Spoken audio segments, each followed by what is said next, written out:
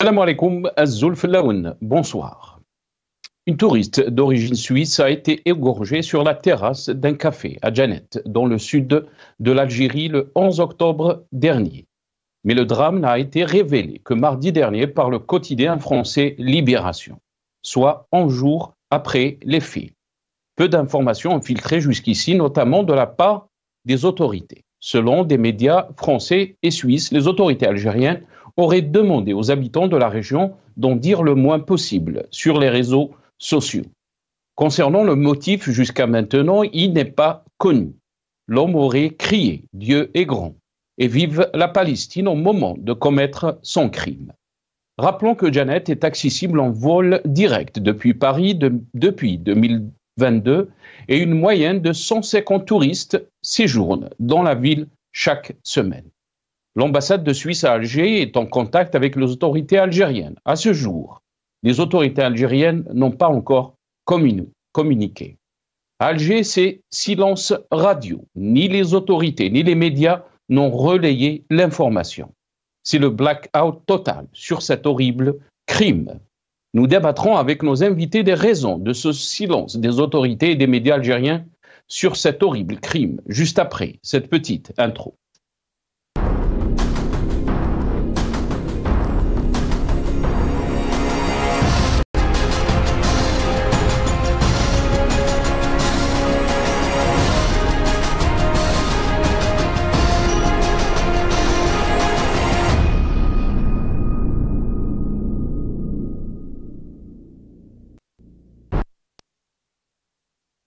Algérie, silence total après l'assassinat d'une touriste suisse. C'est le titre de notre émission pour ce soir. Et pour en parler, j'ai le plaisir d'accueillir dans cette émission Monsieur Ali Aïdjoudi, président de l'ONG Riposte Internationale. Il est avec nous depuis Paris par téléphone. Ali Aïdjoudi, bonsoir. Merci beaucoup d'avoir accepté l'invitation. Bonsoir aux téléspectateurs et téléspectatrices et merci pour l'invitation et bonsoir aussi à vos invités. Merci beaucoup Ali Aïdjoudi. On aura aussi le plaisir d'accueillir Riyadou Arab, militant politique. Il est avec nous depuis Paris via Skype. Riyadou Arab, bonsoir. Merci beaucoup d'avoir accepté l'invitation. Marhababi. Bonsoir Nassar, à toute l'équipe, bonsoir aux téléspectateurs, bonsoir à Mas Aïdjoudi. Merci pour l'invitation. Merci beaucoup, Riyadou Arab. On aura le plaisir aussi d'accueillir Omar Mokhtar, militant politique. Il sera avec nous par téléphone depuis Paris. Allez, Aïdjoudi, je vais commencer cette émission avec vous, bien sûr. Si c'est possible, nos amis de la régie, donc Soundbite One, on va essayer donc de comprendre ce qui s'est passé à Djanet, donc ce crime horrible, donc cette assassinat d'une touriste suisse à Djanet. On va écouter donc juste cette petite vidéo, on va regarder cette petite vidéo et je reviens après à mes invités. Une touriste d'origine suisse assassinée dans le sud de l'Algérie le 11 octobre. Le drame a été révélé hier, soit 11 jours après, par le quotidien français Libération. Notre compatriote a été égorgé sur la terrasse d'un café. Claude Olivier Velu, vous travaillez pour notre pôle enquête. Vous avez obtenu des précisions sur ce drame. L'attaque a été commise le 11 octobre dans un café très fréquenté de Djanet qui jouxte l'office du tourisme local. Le café Scanner, c'est son nom. Selon nos informations, l'assaillant, un jeune homme d'origine algérienne, a attaqué au couteau notre compatriote qui était attablé avec ses enfants et une amie. Il l'a égorgé mais sans parvenir à la tuer sur le coup. Ce n'est qu'une fois arrivé à l'hôpital que la touriste est décédée. À ce stade, on ne connaît pas son identité. L'affaire a été révélée hier, soit 10 jours après les faits, par le quotidien français Libération qui a obtenu confirmation du drame auprès du département fédéral des affaires étrangères. Le DFAE que nous avons pu contacter évoque la mort violente d'une citoyenne suisse le 11 octobre dans le sud-est de l'Algérie et dit être en contact avec les autorités algériennes compétentes. La victime faisait partie d'un groupe de 5 voyageurs, tous originaires de Suisse. Après l'attaque, l'assaillant s'est enfui selon une source sur place contactée aujourd'hui. Des forces de sécurité algériennes ont déployé d'importants moyens pour l'appréhender avec notamment des hélicoptère et des affiches avec sa photo. L'objectif était vraisemblablement de le capturer vivant pour le faire parler. Il a été retrouvé quelques jours plus tard. Il est très difficile d'obtenir des informations à ce sujet, notamment auprès des autorités. Et selon nos informations, il a été demandé aux habitants de la région d'en dire le moins possible sur les réseaux sociaux. Et effectivement, quasiment rien n'a filtré. Voilà, donc un aperçu un peu sur ce fait ou cet horrible crime. Les médias suisses donc ont relayé cette information, mais aussi les médias français. La question qui se pose, pourquoi donc ce silence du côté algérien? Allez, Judy, d'abord votre réaction par rapport donc à ce crime horrible. Salut. Riyad et Omar. Tout d'abord, c'est la stupéfaction, c'est le dégoût, encore une fois, notre pays est pointé du doigt comme un pays voyou, un pays de violence, un pays où les étrangers sont maltraités. Et c'est pas innocent parce que ce n'est qu'un prolongement de la politique menée par le pouvoir depuis une trentaine d'années. Mais avant de développer ce côté, d'abord, moi je dénonce l'hypocrisie, l'idiotie plutôt, et le manque de professionnalisme du pouvoir, parce que je ne dirais pas l'État, parce que ça ne ressemble pas à un État. Tout d'abord, le crime pouvait être qualifié de fait de guerre. Parce que dans chaque jour que durait, il y a des assassinats en Algérie, Ouaron, Kabylie, partout. Il y a des gens, pour indifférents, et puis son frère, sa soeur, son épouse, il y a des féminicides, il y a des crimes. Donc, c'est à la justice de faire son travail. Mais pourquoi spécialement ce crime a été camouflé? Tout d'abord, dire que le mensonge de l'État le ministre qui a dit que nous avons reçu 10 ou 20 millions de touristes, rien que pour Boumerdes. Plus le mensonge est grand, plus il risque d'être accepté. Donc, pourquoi cacher ce crime? Est-ce que c'est l'État qui est impliqué? Non. C'est quelqu'un, c'est un citoyen ordinaire, selon les données, ce que j'ai lu dans la presse, et surtout sur les réseaux. Donc c'est un citoyen qui a commis le crime, et il est rentré chez lui, ce n'est que le lendemain. Je pense qu'il a été arrêté dans une motion quand sa prière. Donc, l'État pouvait assumer sa responsabilité. C'est un citoyen algérien qui a assassiné une touriste. Bien que quand c'est un Algérien qui est assassiné à l'extérieur, souvent, quand il n'est pas de la mouvance de l'opposition, le pouvoir pleurnier, critique, dénonce le racisme et tout ça. Alors comment allons-nous qualifier ce crime? C'est un crime raciste. Et c'est un pouvoir qui a voulu camoufler, cacher ce crime. Je ne vois aucune utilité de camoufler, de cacher ce crime. Moi, je pense que la responsabilité de l'État qui a domestiqué, qui a cassé la presse, on n'a plus de presse. Moi, personnellement, j'ai lu sur les réseaux sociaux, sur le lieu de certains journalistes, des hommes de bonne famille, des résistants,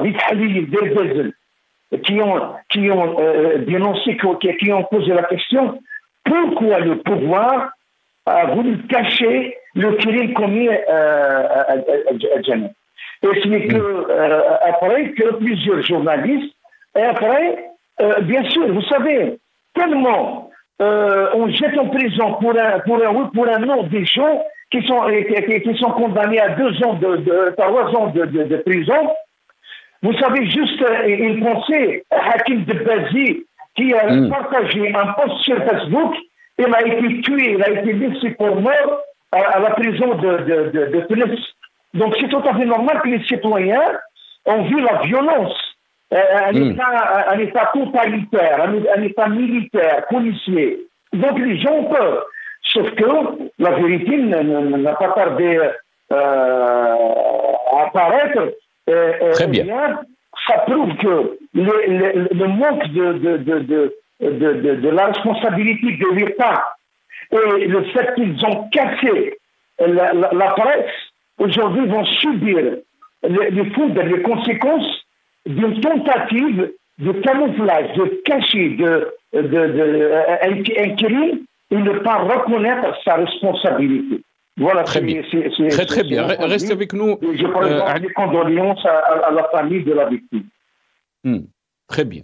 Restez avec nous, Ali Djoudi. Riyad Ouarab, la question qui a été posée aussi par Ali Djoudi, pourquoi donc on essaye de cacher des informations concernant donc ce crime. Pourquoi, d'après vous, pourquoi il n'y a pas eu d'informations dans les médias algériens, pourquoi il n'y a pas eu une conférence de presse, par exemple, des autorités algériennes pour expliquer qu'est-ce qui s'est passé, et on laisse donc l'information aux médias étrangers. C'est un journal français, le journal Libération, qui a sorti donc l'information. Pourquoi, d'après vous, qu'est-ce qu'ils essayent de cacher, les autorités algériennes, alors qu'on sait très bien que peut-être même ceux qui veulent défendre les autorités algériennes, ils vont vous dire que c'est des crimes qui se passent aussi dans d'autres pays, qui sont des pays touristiques. On a vu par exemple ce qui s'est passé au Maroc. Il y avait 2 touristes scandinaves qui ont été assassinés, mais la presse marocaine a relayé l'information. Les autorités marocaines ont fait une conférence de presse pour essayer de comprendre qu'est-ce qui s'est passé. Pourquoi en Algérie on n'a pas fait ça? Même en Égypte aussi, il y a eu aussi des assassinats qui ont ciblé des touristes, alors que l'Égypte est un grand pays touristique. Il y a eu aussi l'information qui a été relayée par les médias égyptiens. Pourquoi en Algérie on n'arrive pas à voir ça d'après vous? Permets-moi, Nassar, tout d'abord de condamner cet acte ignoble, cet assassinat lâche d'une touriste qui était apparemment avec une amie et des enfants. Elle a été égorgée devant ses enfants. Je ne sais pas si ses enfants ou les enfants de son amie, mais je condamne avec la plus grande vigueur cet acte criminel, cet acte ignoble. Je présente toutes mes condoléances à sa famille et au-delà au peuple suisse.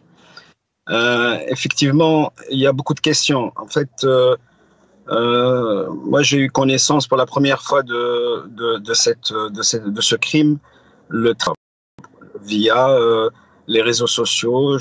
C'est l'ancien diplomate, M. Mohamed Larbezitout, qui avait publié cette information.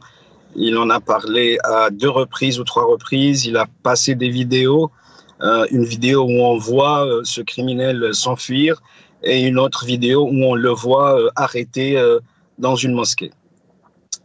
Ce qui étonne encore plus que le silence des autorités algériennes, on a l'habitude de ce silence, hein. Les autorités algériennes cachent énormément de choses. Beaucoup de crimes se passent dans notre pays, surtout qu'après chaque fête nationale, ce qu'on appelle le président Tebboune relâche des criminels et ça fait monter la violence dans les quartiers, dans les villes.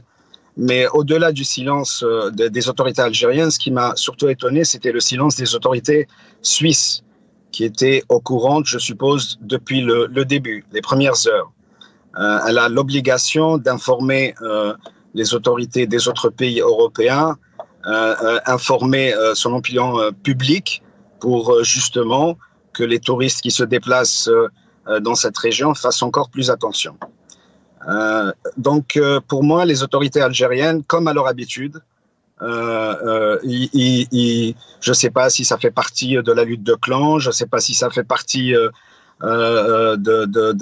ou c'est un crime isolé, mais ce qui est évident, c'est qu'il y a eu manipulation après, le silence qui a duré plus d'une dizaine de jours. Et la première fois où l'information elle sort d'un journal français, Libération en l'occurrence. Et quelques jours après, il y a un journal qui est tenu par Al-Mokhabarat Sia en Algérie, où il dit que cette personne, ce criminel, a dit Allahu Akbar, Tahia Palestine, or que les gens qui étaient sur place, qui étaient dans le café, n'ont pas entendu ce Allahu Akbar ni Tahia Palestine. Les gens qui étaient présents lors de ce crime n'ont pas parlé de ces cris que le criminel est supposé avoir dit.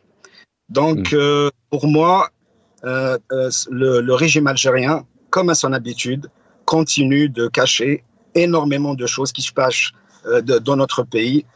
Est-ce qu'il y a eu des gens qui sont rentrés, qui ont manipulé ce jeune apparemment qui vient du nord du pays?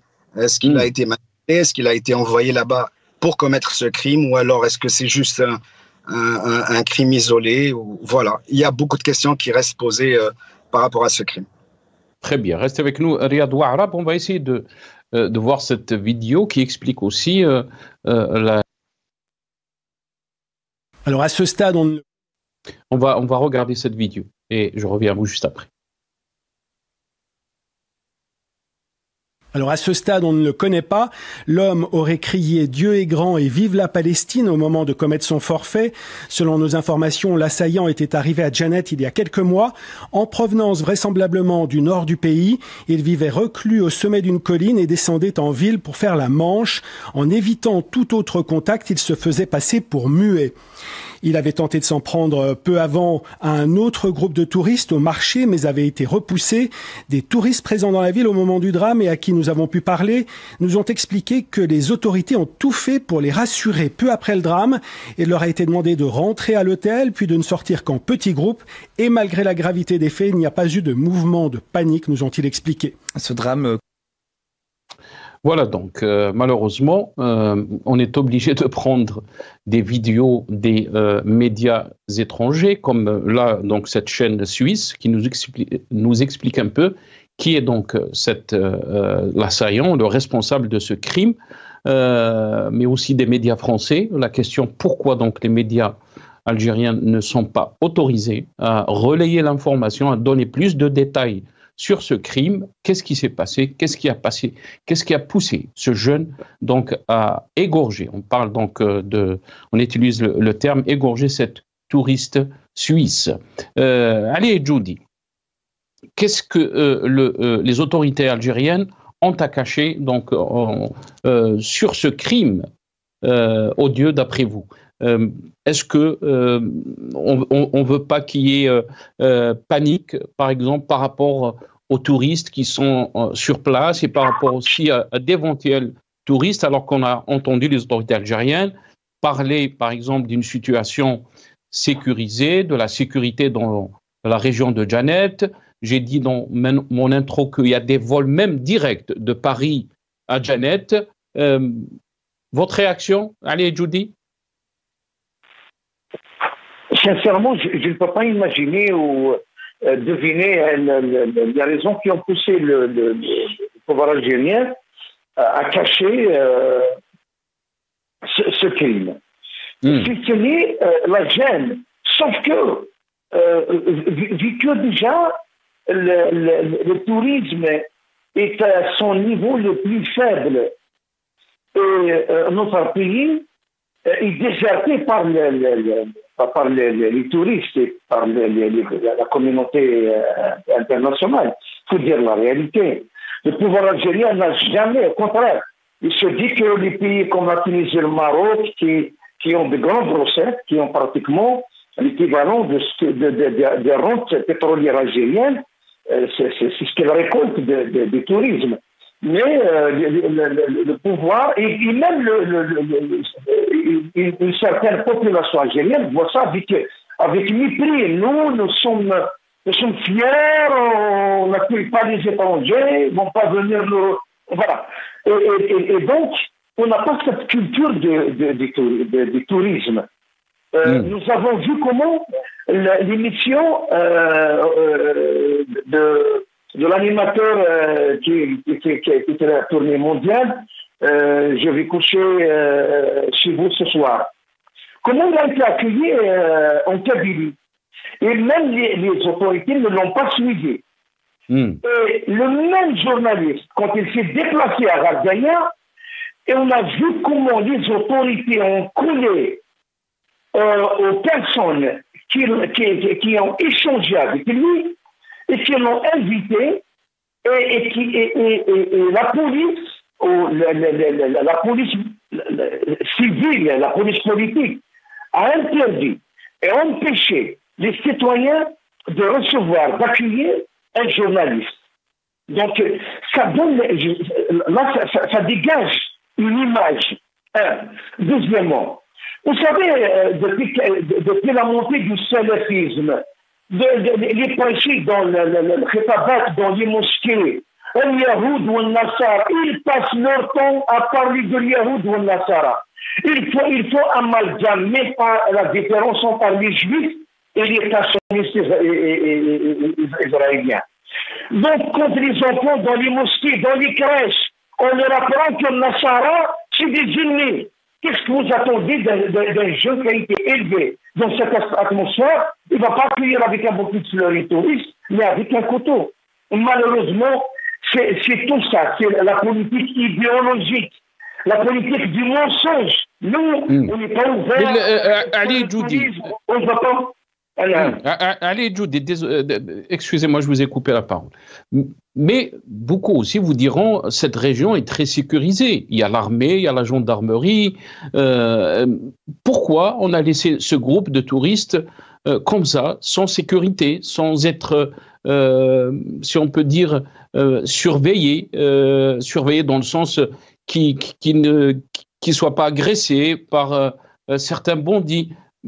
Est-ce que vous pensez qu'il y avait une certaine, je ne sais pas, une certaine peut-être complicité de nuire à ce secteur, ou il y avait un échec des autorités? Comment peut-on expliquer donc ce drame? Je suis d'accord avec vous. D'abord, cette région n'est accessible qu'avec un visa pour les Algériens, avant les touristes. Voilà, d'un côté. D'un autre côté, une région qu'on croyait sécurisée, finalement, un crime, c'est-à-dire, s'est déroulé en plein jour et dans un établissement commercial. Le problème, c'est que personne n'a levé le petit doigt. C'est la réalité. Les gens n'ont pas levé le petit doigt. Et souvent, on n'a pas dit que c'est quelqu'un qui est venu de l'extérieur. Moi, j'ai lu tout à fait d'autres commentaires, d'autres articles sur les réseaux, que c'était un gars du coin de la région. Maintenant, vu les rendements de compte entre le clan de Tebboune et le clan qui le rejette, on peut imaginer le pire. Tout est pensable, tout est jouable. Peut-être que c'est pour mettre mal à l'aise un clan au détriment d'un autre, contre un autre, et aussi pour casser cet espoir d'un tourisme au sud, après avoir massacré le tourisme au nord, et pratiquement dans toute l'Algérie. Même le peu d'espace, d'espoir qui restait pour les gens qui aiment le sud, et on voit bien que en Mali, c'est la guerre. En Libye, c'est la guerre. Entre la Mauritanie et le Maroc, c'est l'insécurité. Donc, les gens croyaient qu'en Algérie, il y a cette sécurité, et il n'y a pas, c'est pas une zone chaude, mais malheureusement, une partie de l'Algérie a prouvé que aucune partie de l'Algérie n'est en sécurité, y compris l'Algérie de papa, l'Algérie de l'intérêt, l'Ijabia. Donc, à qui profite le crime? C'est ça, c'est la question qu'on se pose. À qui profite le crime? À quel clan? Qu'est-ce qui a poussé?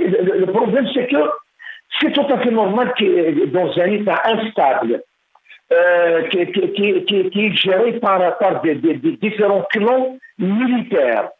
Chaque général, il a ses troupes. Chaque clan mène une guerre contre un autre clan.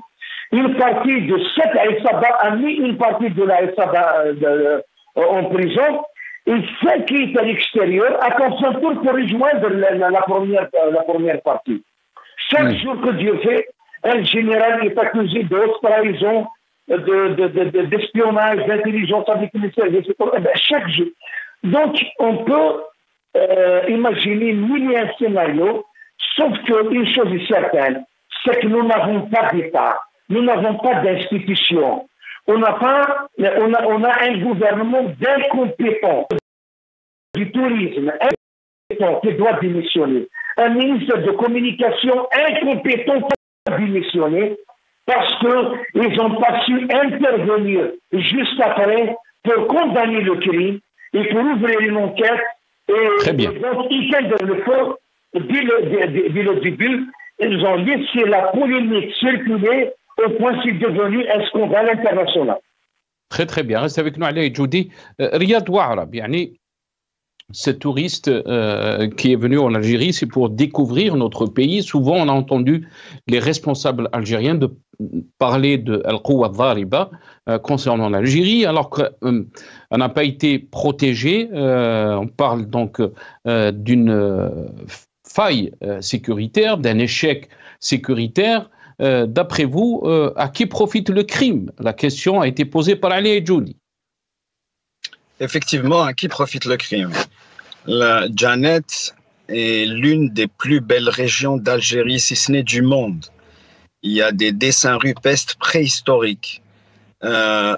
Beaucoup de touristes aimeraient visiter cette région parce qu'elle est vraiment unique au monde.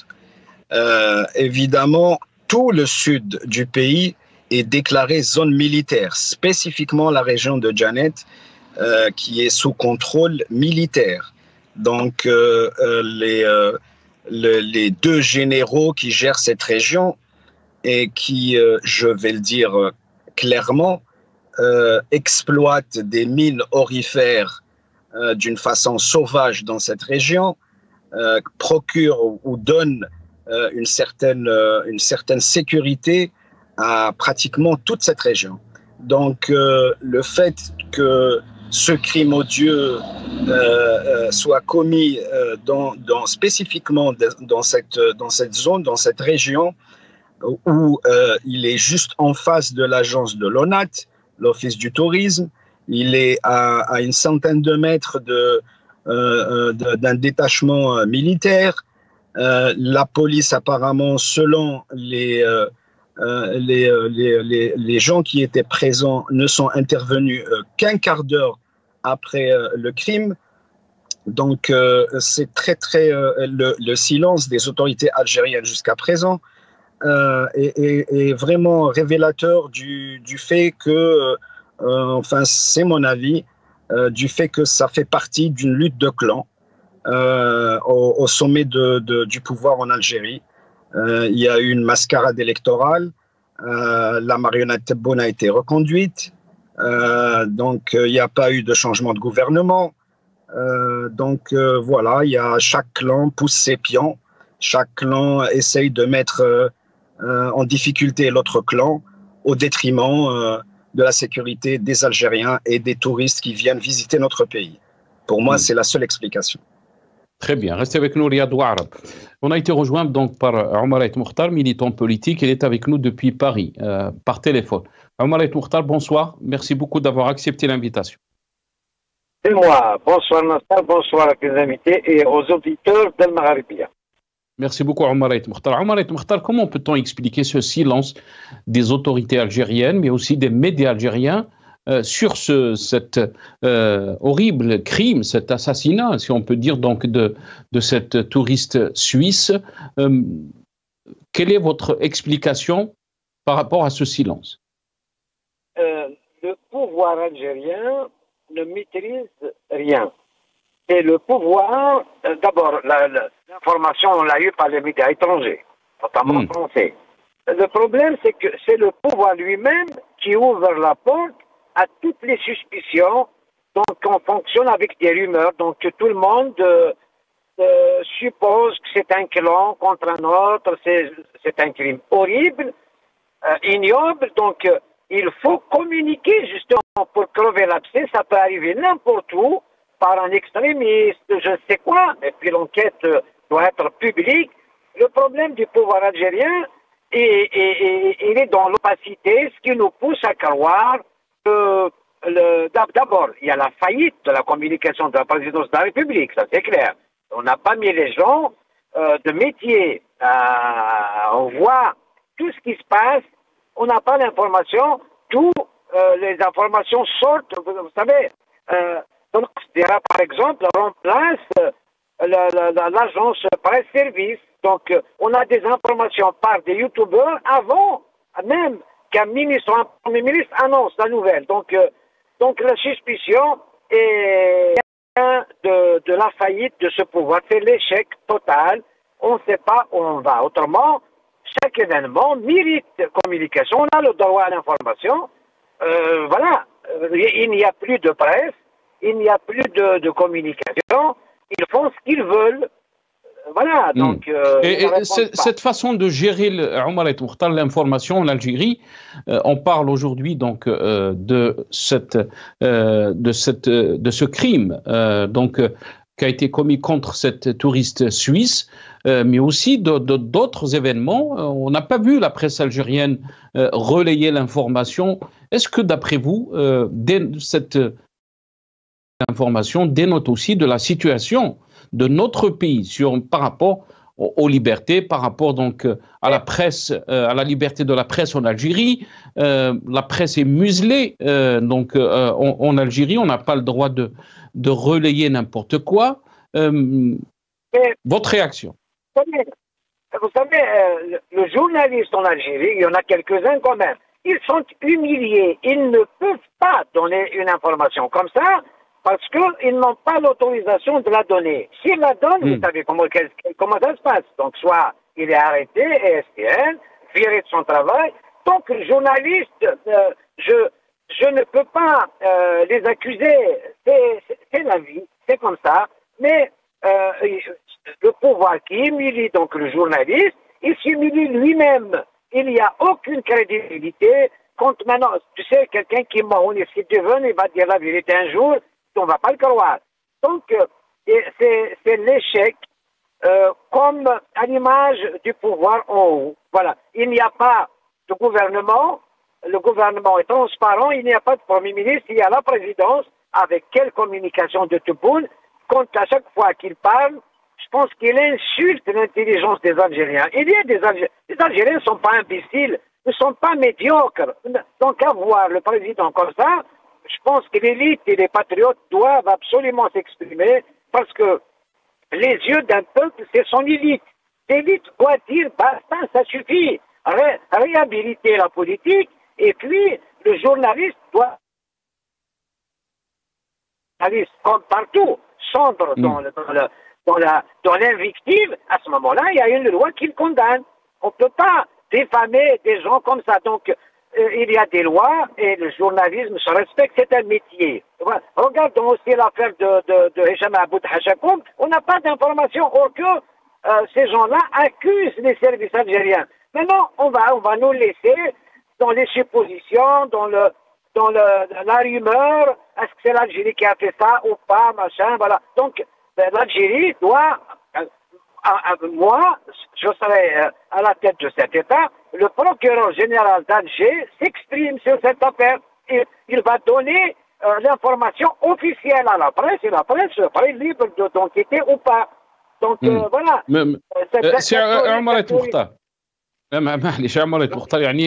Je préfère que vous évitez de donner des noms quand vous parlez, donc, parce que vous êtes responsable par rapport à vos mots. Vous êtes en train de dire des choses que peut-être nous sommes pas, on peut pas approuver.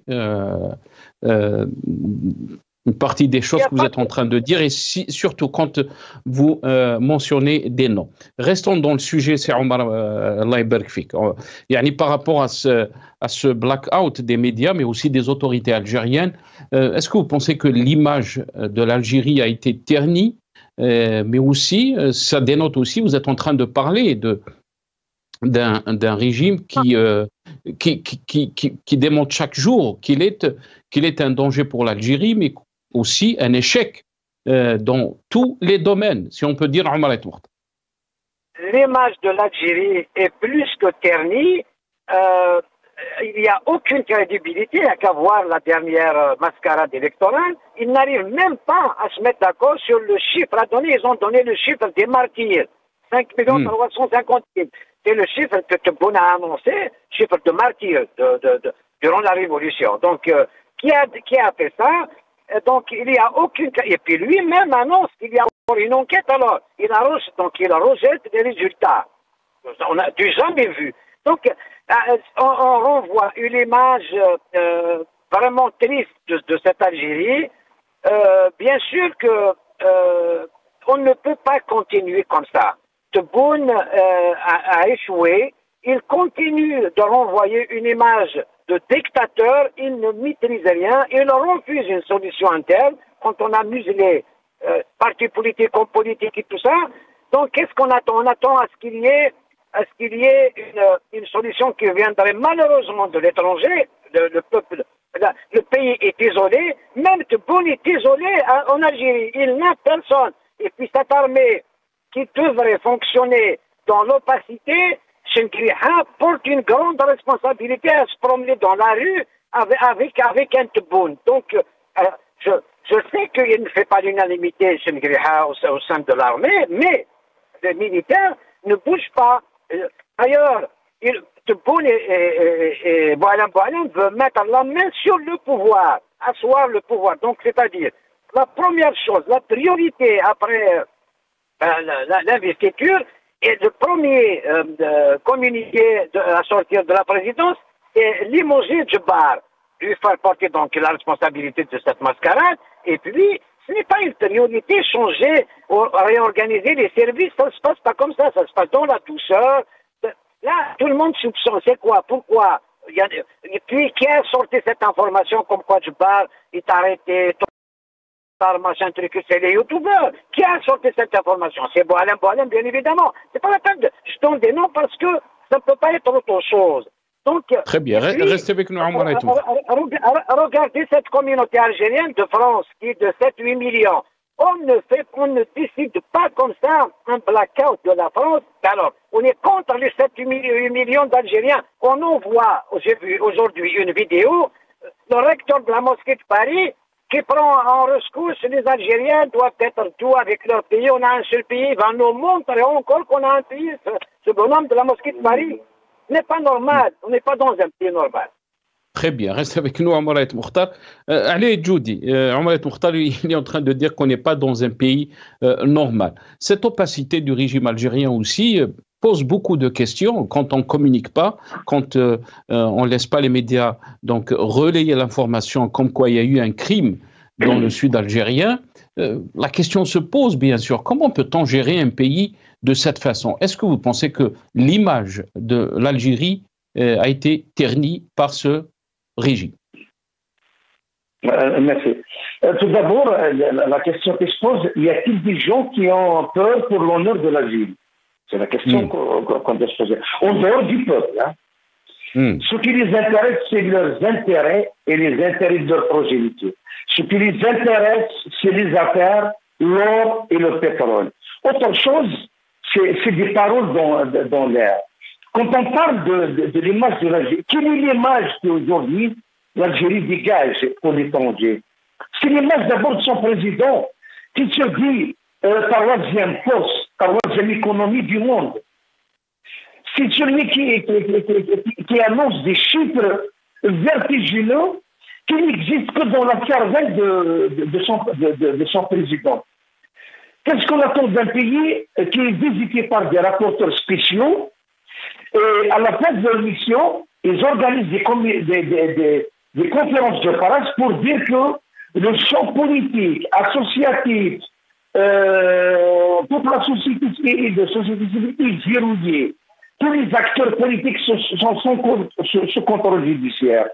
Qu'est-ce qu'on attend d'un pouvoir qui a plus de 500 détenus politiques dans les régions de ce pouvoir et qui nie totalement l'existence de détenus d'opinion. Donc c'est tout ça. Qu'est-ce qui attend d'un président qui paraît que la diaspora de l'aide où ça reste? Donc vous pensez qu'un président qui ne respecte pas son peuple va respecter la réputation de sa personne ou de son régime? Absolument pas. Absolument pas. Donc le pouvoir, ils s'en fichent de l'image de l'Algérie. Ce qui l'intéresse, c'est de dilapider, de prendre le maximum, parce que si un jour ça chavire, eh bien, ils ont tous des doubles nationalités, ils sont tous installés à l'étranger, ils ont tous assuré l'avenir de leurs enfants et même leurs petits petits enfants. Donc, c'est juste pour dire que le pouvoir n'est pas jaloux de la dignité ou de la réputation de l'Algérie. La preuve, même la presse internationale a parlé, on a entendu aucune réaction de ce pouvoir. Personne n'a pensé qu'il fallait défendre l'honneur de ce pays.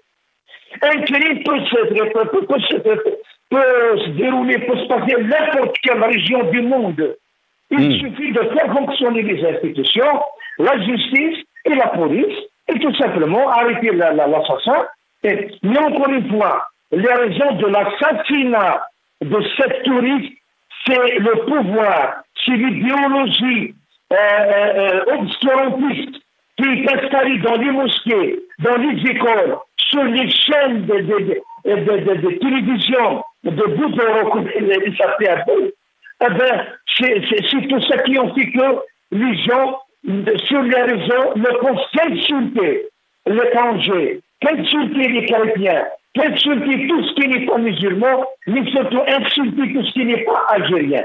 C'est ça, malheureusement, le niveau que le pouvoir a voulu à notre population. Riyad Ouarab, pourquoi cette touriste, la question qui se pose aussi, pourquoi cette touriste n'a pas été protégée?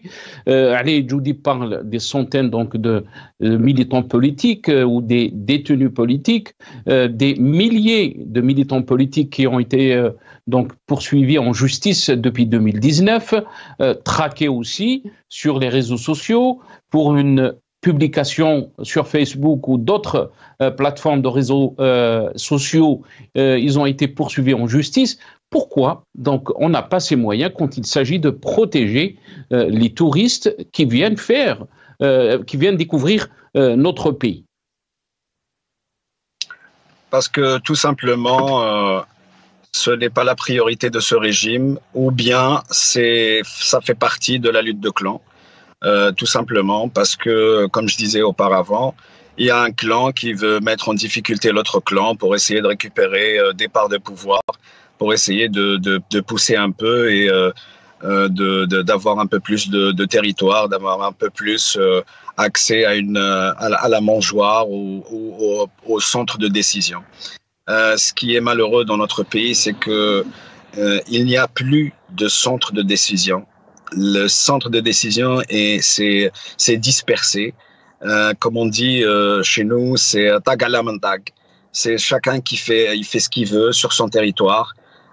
Donc que ça soit pour gérer entre guillemets pour gérer les wilayas qui se trouvent sur son territoire, pour gérer les mines d'or qui se trouvent sur son territoire, ou le harem de registre commerce d'import-import qui se trouve sur son territoire, ou bien pour gérer le trafic de drogue qui se trouve sur son territoire.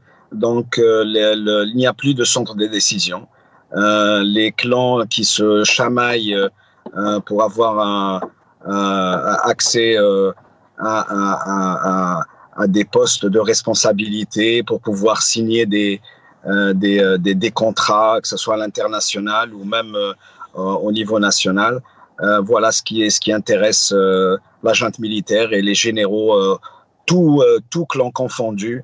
Voilà ce qui intéresse donc ces généraux et leurs familles qui sont, comme a dit Mess et Judy, qui sont tous installés à l'étranger. Ils se soignent à l'étranger.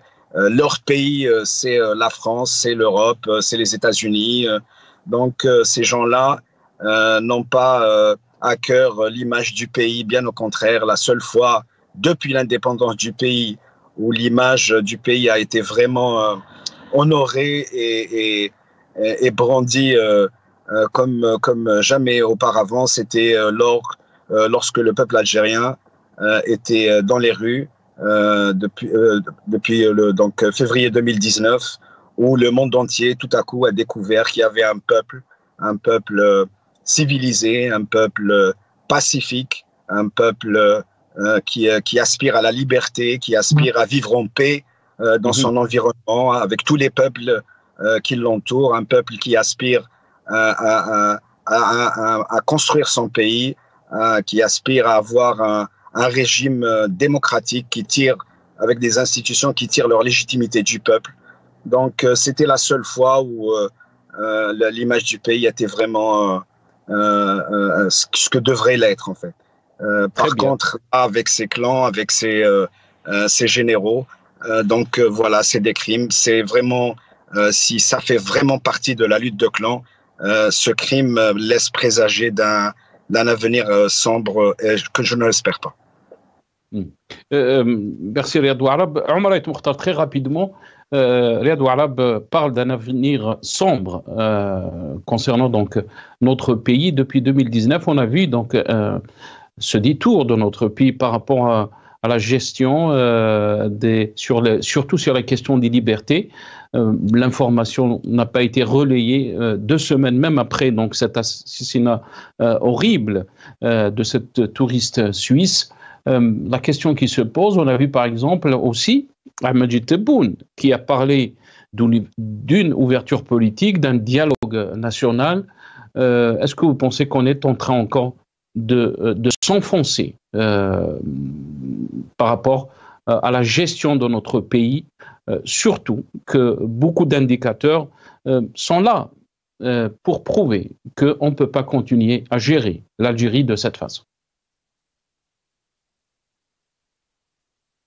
Omar Ait Mokhtar ?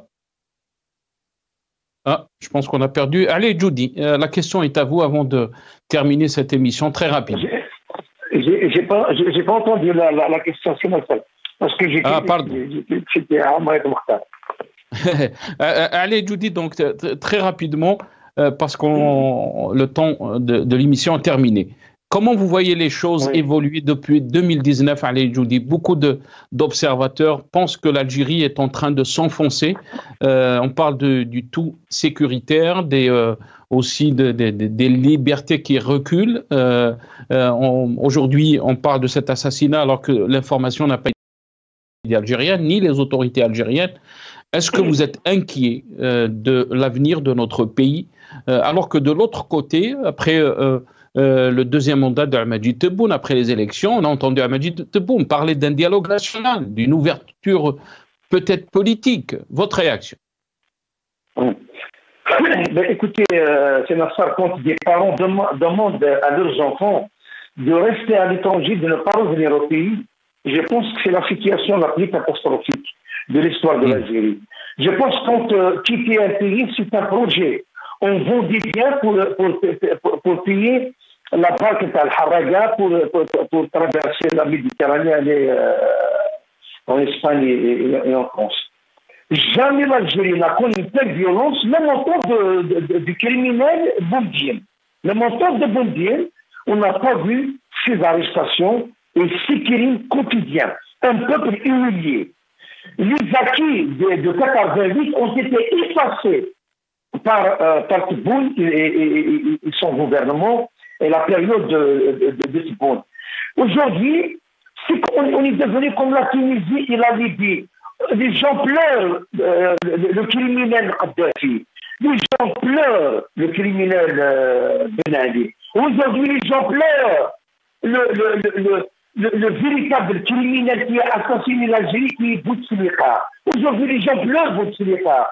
Tellement, à son époque, finalement, c'était la belle époque. C'était la belle époque. C'est comme ça qu'on a vu que le pouvoir veut inclure, c'est-à-dire